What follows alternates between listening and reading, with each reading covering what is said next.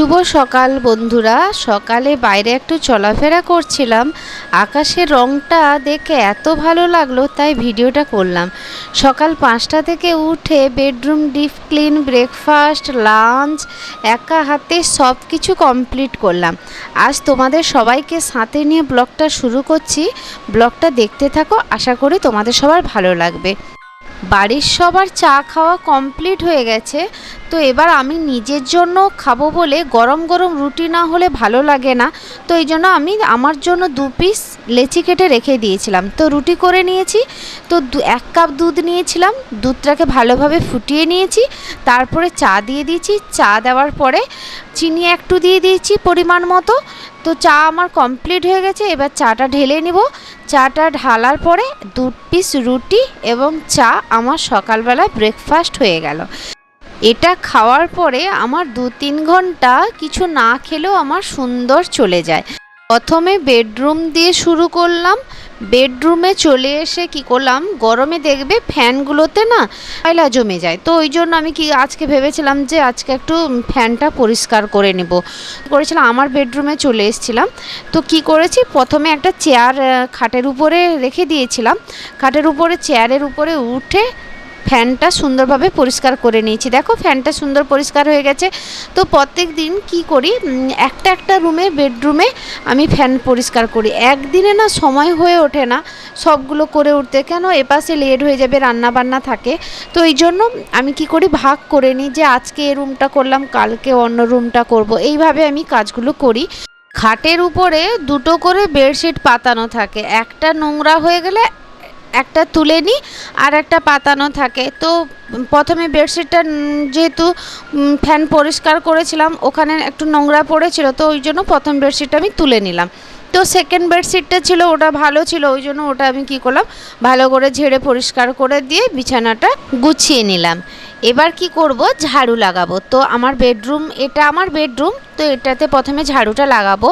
এখানে কি বলতো, দেওয়ালের সাইডে না কোনো কিছু রাখা যায় না, বৃষ্টি হলে না, বৃষ্টিকালে না ভেতরে না জাং টাইপের মতো ধরে যায়। একটা বাবুর সাদা ড্রেস, জানো তো বন্ধুরা, মানে পুরো খারাপ হয়ে গেছে। ওই ড্রেসটা দেখে আমার এতটা খারাপ লেগেছে, আমার ছেলের খুব প্রিয় ড্রেস ছিল ওটা, কেমন জাং ধরার মতো হয়ে গেছে, ওই জন্য আমাকে ওপাশ থেকে এপাশে করে নিতে হয়েছে। তো এই জন্য ফেসটা একটু ছোট আছে। তো দেখো আমার বেডরুমে ঝাড়ুটা লাগানো কমপ্লিট হয়ে গেছে। তো ঝাড়ু কমপ্লিট করার পরে ডাইনিং রুমে চলে এলাম। তো ঝাড়ু পুরো রুমেই লাগিয়ে দিয়েছি। এবার কি করব, ঘরটাকে মুছে নিব।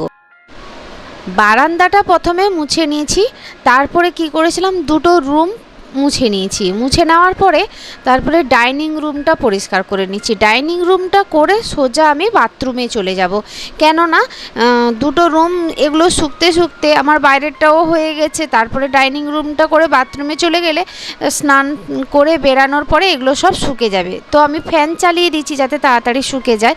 তো আমার মোছাও কমপ্লিট হয়ে গেল।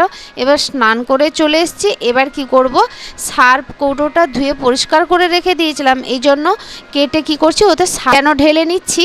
এবার জামা কাপড়গুলো, বেডশিটগুলো কাচতে দিব বলে ওই জন্য সার্ফটা কাটলাম।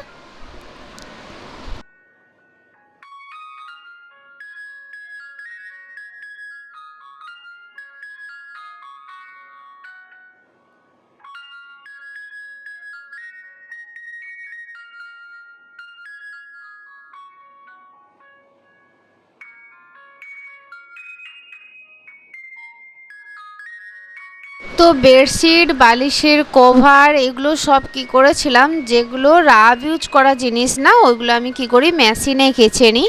এই জন্য কী করেছি, সবগুলো মেশিনের ভেতরে ভরে, বেডশিট, বালিশের কভার এগুলো সব মেশিনের ভিতরে ভালোভাবে একটা দিয়ে দিব, সার্ফ দিয়ে পরিমাণ মতো জল, এবং আমার মেশিনটা অটোমেটিক সিস্টেম, ও একাই মানে মানে ওকে সুইচটা দাবিয়ে দিলে ও তার অটোমেটিক চলতে থাকে।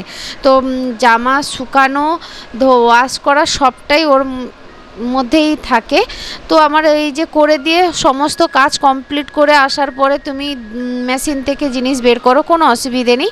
তো আমার এইটা হয়ে গেছে। এই যে দেখো জলের পরিমাণ মতো দিয়ে দিয়েছি, জলও বেরাচ্ছে, এবার মেশিনটা ঘোরাও স্টার্ট হয়ে গেছে দেখো।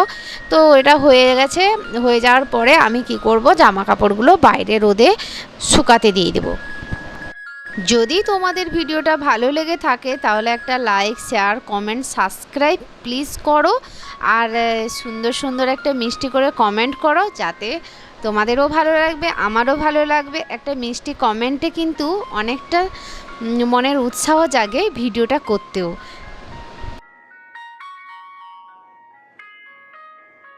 8টা থেকে যে রোদের তাপ দেখতেই পাচ্ছ বন্ধুরা, যে রোদটা বেরিয়েছে, কিছুক্ষণের জন্য, বেশিক্ষণ নয়, 5-10 মিনিটে বাতাস লাগলেই শুকে যাবে। তো এই যে দেখো আমার পাশের বাড়িতে পাখি আছে, ওই পাখি আওয়াজ করছে, তো ডাকে। পাখিটা সুন্দর কথা বলে, জানো, খুব সুন্দর কথা বলে।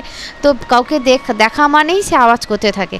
তো দেখো আমার জামা কাপড়গুলো শুকানো হয়ে গেল, এবার কিছুক্ষণের জন্য থাক। এবার আমি কি করব, সবজি কাটতে চলে আসবো। আমার রান্নাঘরে চলে এলাম, এই যে সবজি কাটছি, তো চিকেন হবে এই জন্য আলু কাটছি বসে বসে।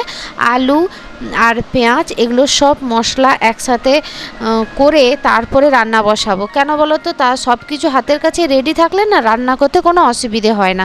তো আমি সব কিছু গুছিয়ে নিয়ে রান্নাটা শুরু করব।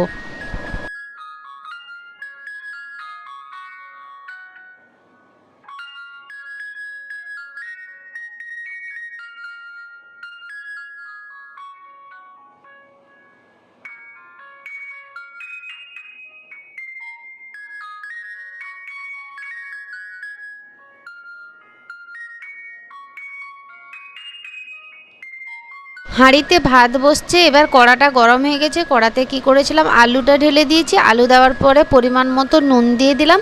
তো আলুটা সুন্দরভাবে ভাজা হয়ে গেল, মশলাও কষে নিয়েছি।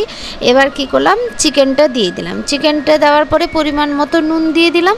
নুন দেওয়ার পরে এপাশ সেপাশ একটু নেড়ে নিলাম। নেড়ে নেওয়ার পরে গামলা নিয়ে একটা ঢাকনা দিয়ে দিলাম। কিছুক্ষণের জন্য গামলাতে ঢাকনা থাকলো, এবার ঢাকনাটা তুলে নিলাম। তুলে নেওয়ার পরে দেখো আমার মাংসটা কিন্তু খুবই ভালো কষা হয়ে গেছে। এবার কি করব, পরিমাণ মতো জল দিয়ে দিব। পরিমাণ মতো জল দিয়ে দিলাম। কিছুক্ষণ ফুটে যাওয়ার পরে তো ঢেলে নিব চিকেনটা। তো আমার খাওয়া দাওয়া কমপ্লিট করে বাসন মাজা হয়ে গেছে। আজকের মতো এতটুকু ব্লগ ছিল, পর নেক্সট ব্লগে দেখা হচ্ছে।